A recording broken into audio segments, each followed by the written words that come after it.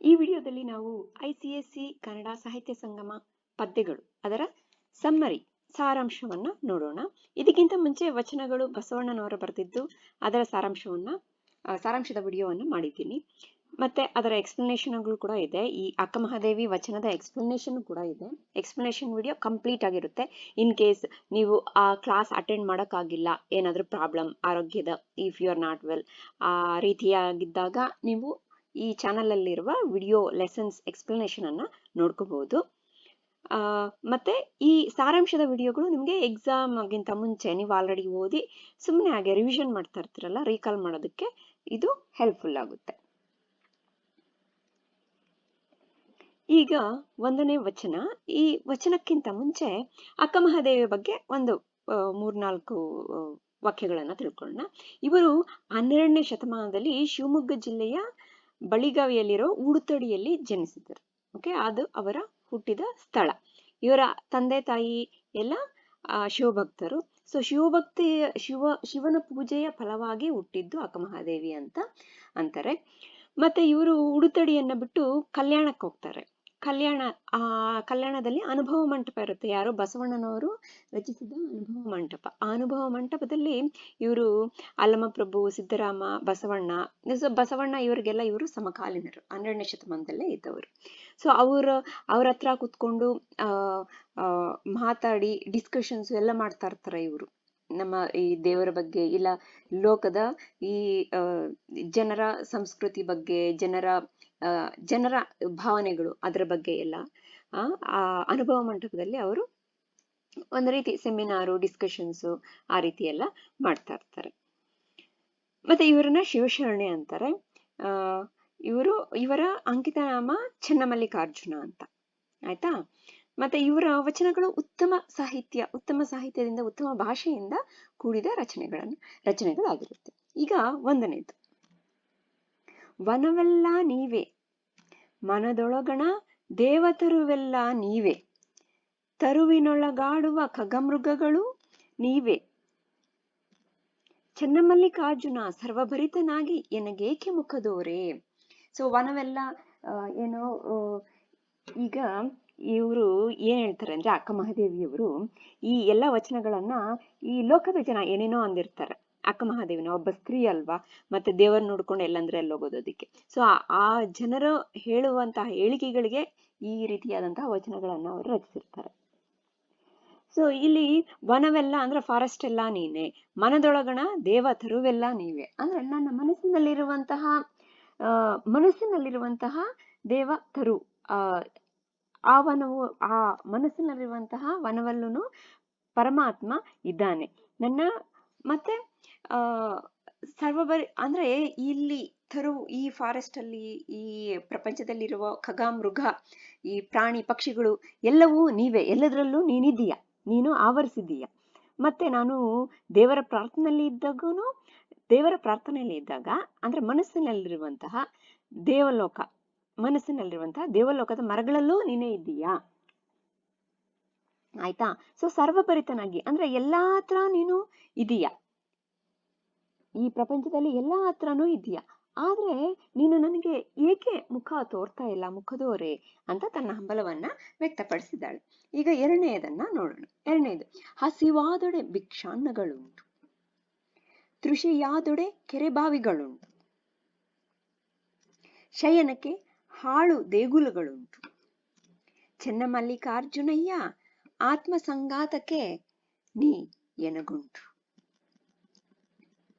So ಇಲ್ಲಿ ಅಕ್ಕಮಹಾದೇವಿ ಏನ್ ಹೇಳ್ತಾರೆ, ಹಸಿವಾಗ್ತಾ ಇದ್ರೆ ಅನ್ನಗಳು ಉಂಟು. ಭಿಕ್ಷೆ ಎತ್ತಿದ್ರೆ ಯಾರೋ ಸ್ವಲ್ಪ ಅನ್ನ ಹಾಕ್ತಾರೆ. ಮತ್ತೆ ತೃಷೆ ಆದೊಡೆ, ಬಾಯಾರಿಕೆ ಆದೊಡೆ. ತೃಷೆ ಅನ್ನುವಂತ ಲಾಸ್ಟ್ ಇಯರ್ ಬೋರ್ಡ್ ಎಕ್ಸಾಮ್ ಅಲ್ಲಿ ತೃಷೆ, ಅದಕ್ಕೆ ಸಮಾನಾರ್ಥಕ ಪದ ಕೇಳಿದ್ರು. ಬಾಯಾರಿಕೆ, ತೃಷೆ ಇಲ್ಲಿದೆ ನೋಡಿ. ತೃಷೆ ಆದೊಡೆ, ಬಾಯಾರಿಕೆ ಆದೊಡೆ ಕೆರೆಗಳಿದೆ, ಬಾವಿಗಳಿದೆ, ಅಲ್ಲಿ ಹೋಗಿ ನೀರು ಕುಡಿಬಹುದು. ಶಯನಕ್ಕೆ ಅಂದ್ರೆ ಮಲ್ಕೊಳ್ಳೋದಕ್ಕೆ ಹಾಳು ದೇಗುಲಗಳುಂಟು. ಅಂದ್ರೆ ದೇಗುಲಗಳಿಗೂ ದೇವಸ್ಥಾನಕ್ಕೂ ಹೋಗ್ಬೋದು. ದೇವಸ್ಥಾನದಲ್ಲಿ ಜನ ಜಾಸ್ತಿ ಇರ್ತಾರೆ, ಏನೋ ಬೈತಾ ಇರ್ತಾರೆ. ಸರಿ, ಹಾಳು ದೇಗುಲಗಳು ಅಂದ್ರೆ ಯಾರು ಯೂಸ್ ಮಾಡದೇ ಇರುವಂತಹ, ಪೂಜೆ ಮಾಡದೇ ಇರುವಂತಹ ದೇವಸ್ಥಾನಗಳುಂಟು, ಅಲ್ಲಿ ಹೋಗಿ ಮಲಗಿದ್ರು ಉಂಟು. ಆಯ್ತಾ? ಚೆನ್ನಮಲ್ಲಿಕಾರ್ಜುನಯ್ಯ ಆತ್ಮ ಸಂಗಾತಕ್ಕೆ ನೀ ಎನಗುಂಟು. ನನ್ನ ಆತ್ಮ ಅಂದ್ರೆ ನನ್ನ ಈ ಆತ್ಮ ಸಂಗಾತಕ್ಕೆ ಅಂದ್ರೆ ಫ್ರೆಂಡ್ಶಿಪ್ ಅಂತೀವಲ್ಲ, ನನ್ನ ಆತ್ಮಕ್ಕೆ ಸ್ನೇಹಿತನಾಗಿ ಚನ್ನಮಲ್ಲಿಕಾರ್ಜುನ ದೇವರು ನೀನು ನನಗುಂಟು ಅಂದ್ರೆ ನಮ್ಮ ಎಲ್ಲಾ ಬೇಡಿಕೆಗಳನ್ನ ಪೂರೈಸುವಲ್ಲಿ ಪರಮಾತ್ಮ ಇದ್ದಾನೆ ಅನ್ನುವಂತಹ ನಂಬಿಕೆಯನ್ನ ನಾವು ಇಡಬೇಕಾಗುತ್ತೆ. ಅನ್ನುವಂತಹ ನಂಬಿಕೆ ಇತ್ತು ಅಕ್ಕ ಮಹಾದೇವಿಯಲ್ಲಿ. ಈಗ ಮೂರನೆಯದನ್ನ ನೋಡೋಣ. ಮೂರನೆಯದು ತುಂಬಾ ಇಂಪಾರ್ಟೆಂಟು. ಬೆಟ್ಟದ ಮೇಲೊಂದು ಮನೆಯ ಮಾಡಿ ಮೃಗಗಳಿಗಂಜಿದಡಂತಯ್ಯ, ಸಮುದ್ರದ ತಡಿಯಲ್ಲೊಂದು ಮನೆಯ ಮಾಡಿ ನೊರೆ ತೊರೆಗಳಿಗೆ ಅಂಜಿದಡಂತಯ್ಯ, ಸಂತೆಯೊಳಗೊಂದು ಮನೆಯ ಮಾಡಿ ಶಬ್ದಕ್ಕೆ ನಾಚಿದಡಂತಯ್ಯ, ಚನ್ನಮಲ್ಲಿಕಾರ್ಜುನ ದೇವ ಕೇಳಯ್ಯ, ಲೋಕದೊಳಗೆ ಹುಟ್ಟಿದ ಬಳಿಕ ಸ್ತುತಿ ನಿಂದೆಗಳು ಬಂದರೆ ಮನದಲ್ಲಿ ಕೋಪವ ತಾಳದೆ ಈ ರೀತಿ ಸಮಾಧಾನಿಯಾಗಿರಬೇಕು ಅಂತ ಹೇಳ್ತಾರೆ ಅಕ್ಕ ಮಹಾದೇವಿಯವರು. ಬೆಟ್ಟದ ಮೇಲೊಂದು ಮನೆ ಮಾಡ್ಕೊಂಡ್ಬಿಟ್ಟು ಮೃಗಗಳು ಏನೇನೋ ಬರುತ್ತೆ ಅಪ್ಪ, ಈ ಹುಲಿ ಚಿರತೆ ಇನ್ನೂ ಏನೇನೋ ಬರುತ್ತೆ ಅಂತ ಭಯಪಟ್ರೆ ಉಂಟಾ? ಬೆಟ್ಟದ ಮೇಲೆ ಮನೆ ಮಾಡಿದ್ದೇ ಆಯ್ತು, ಮಾಡಿದ್ದಾದ್ಮೇಲೆ ಮೃಗಗಳಿರುತ್ತೆ ಅಂತ ಗೊತ್ತು. ಮೃಗಗಳಿಗೆ ಯಾವ ರೀತಿಯಾಗಿ ನಾವು ಪ್ರಿಪರೇಷನ್ ಮಾಡ್ಕೋಬೇಕು ಆ ರೀತಿ ಇರ್ಬೇಕು.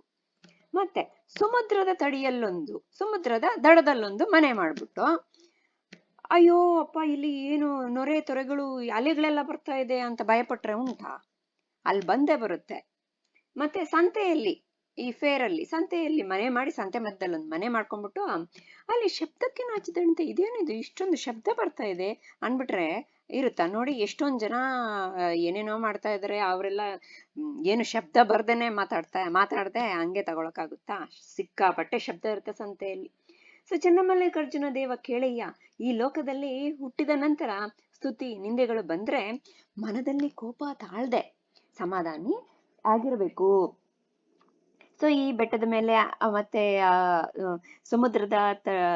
ಸಮುದ್ರದ ತೀರದಲ್ಲಿ ಮನೆ, ಇದೆಲ್ಲ ಏನು ಅಂದ್ರೆ ಈ ಸಮಾಜದಲ್ಲಿ ನಾವು ಹುಟ್ಟಿದ್ಮೇಲೆ ಒಬ್ರು ನಮ್ಮನ್ನು ಹೊಗಳ್ತಾರೆ, ಒಬ್ರು ತೆಗಳ್ತಾರೆ, ಹೆಂಗಂದ್ರೆ ಹಂಗೆ ನಡ್ಕೊಂತಾರೆ. ಸೊ ಇದು ಸರ್ವೇ ಸಾಮಾನ್ಯ. ನೀವು ಮಕ್ಕಳು ನೀವು ಫೇಸ್ ಮಾಡಿರ್ತೀರ ಇವೆಲ್ಲ. ಸೊ ಇದನ್ನ ನಾವು ಎದುರಿಸುವಂತಹ ಒಂದು ಧೈರ್ಯ, ನಮ್ಮ ಆತ್ಮ ಧೈರ್ಯವನ್ನ ಹೊಂದಿರಬೇಕೆ ವಿನಃ ನಾಚಿಕೆ, ಸಂಕೋಚ, ಭಯ ಇವೆಲ್ಲ ಬೇಡ. ಇವೆಲ್ಲ ಬೇಡ. ಮತ್ತೆ ನಾವು ಏನ್ ಅನ್ಕೊಂಡಿರ್ತೀವೋ, ನಮ್ಮ ನಿಲುವು, ನಾವು ಏನ್ ಅನ್ಕೊಂಡಿರ್ತೀವೋ ಅದು ಸತ್ಯ. ನಾವು ಏನ್ ಅನ್ಕೊಂಡಿರ್ತೀವೋ ನಿಜವಾಗಲು ನಮ್ಮ ಆತ್ಮಸಾಕ್ಷಿಯಾಗಿ ನಾವು ಯೋಚನೆ ಮಾಡಿದಾಗ ಎಲ್ಲವೂ ಸತ್ಯವಾಗಿರುತ್ತೆ. ಆಯ್ತಾ? ನೀವೇ ತಿಳ್ಕೊಳ್ಳಿ, ನಮ್ಮ ಆತ್ಮಸಾಕ್ಷಿಯಾಗಿ ಯೋಚನೆ ಮಾಡಿದಾಗ ಎಲ್ಲಾನು ಸತ್ಯ ಇರುತ್ತೆ. ಆ ರೀತಿ ಅದನ್ನ ನಾವು ಮಾಡಿದಾಗ ನಮ್ಗೆ ತೃಪ್ತಿ ಅನ್ಸುತ್ತೆ, ನಮ್ಮ ಆತ್ಮಕ್ಕೆ ತೃಪ್ತಿ ಅನ್ಸುತ್ತೆ. ಸೊ ಬೇರೆಯವ್ರು ಹೇಳ್ದಾಗೆ ಮಾಡ್ಬೇಕು ಅಂತ ನಾವೇನು ಇಲ್ಲ ಅಲ್ವಾ? ನಮ್ಮ ತೃಪ್ತಿಗೋಸ್ಕರ ಮಾಡ್ಬೇಕು. ಎಲ್ರೂ ಅದಕ್ಕೆ ಅಲ್ವಾ, ಈ ಲೋಕದಲ್ಲಿ ಎಲ್ರೂ ಮಾಡ್ತಾ ಇರೋದು ಅದಕ್ಕೆ. ನಾವು ಸುಖ ಸಂತೋಷದಿಂದ ಇರೋಣ, ನಮ್ಮ ಮನೆಯವ್ರು ಸುಖ ಸಂತೋಷದಿಂದ ಇರೋಣ ಅಂತ ತಾನೇ ಮಾಡ್ತೀವಿ. ಸೊ ಆ ರೀತಿ ಇದ್ದಾಗ ಈ ಪ್ರಪಂಚದಲ್ಲಿ ಅದು ಇದು ಎಲ್ಲ ಬರ್ತಾ ಇರುತ್ತೆ, ಹೆಚ್ಚು ಕಡಿಮೆ ಎಲ್ಲ. ಅದಕ್ಕೆ ನಾವು ತಲೆನೋವು ಇಟ್ಕೋಬಾರ್ದು ಜಾಸ್ತಿ. ಈ ಪ್ರಕಾರ ಇದ್ದಾಗ ನಮ್ಮ ಆತ್ಮಸ್ಥೈರ್ಯದಿಂದ ನಮ್ಮ ತೀರ್ಮಾನಗಳನ್ನ ಕೈಗೊಳ್ಳಬೇಕು ಅಂತ 12ನೇ ಶತಮಾನದಲ್ಲೇ ಅಕ್ಕ ಮಹಾದೇವಿ ನಮ್ಗೆ ಇದನ್ನೆಲ್ಲ ಹೇಳ್ತಾ ಇದ್ರು. ನಮ್ಮ ಈ ಒಂದು ಸಮಾಜಕ್ಕೆ ಒಂದು ರೀತಿಯಂತಹ ಈ ಮೆಸೇಜ್ ಅನ್ನ ನೀಡಿದ್ರು ಅಕ್ಕ ಮಹಾದೇವಿ. ಎಂತ ಒಳ್ಳೆ ರೀತಿಯಾದಂತಹ ಸಂದೇಶ ಅಲ್ವಾ ಇದು. ಸೊ ಇದು ಈ ಪೊಯಂನ ಸಾರಾಂಶ, ಈ ಕಾವ್ಯದ ಒಂದು ಸಾರಾಂಶ. ನಿಮಗೆ ಇದರಲ್ಲಿ ಏನೇ ರೀತಿಯ ಡೌಟ್ ಇದ್ರು ಕಮೆಂಟ್ ಸೆಕ್ಷನ್ ಅಲ್ಲಿ ಬರೀರಿ ಮಕ್ಕಳೇ.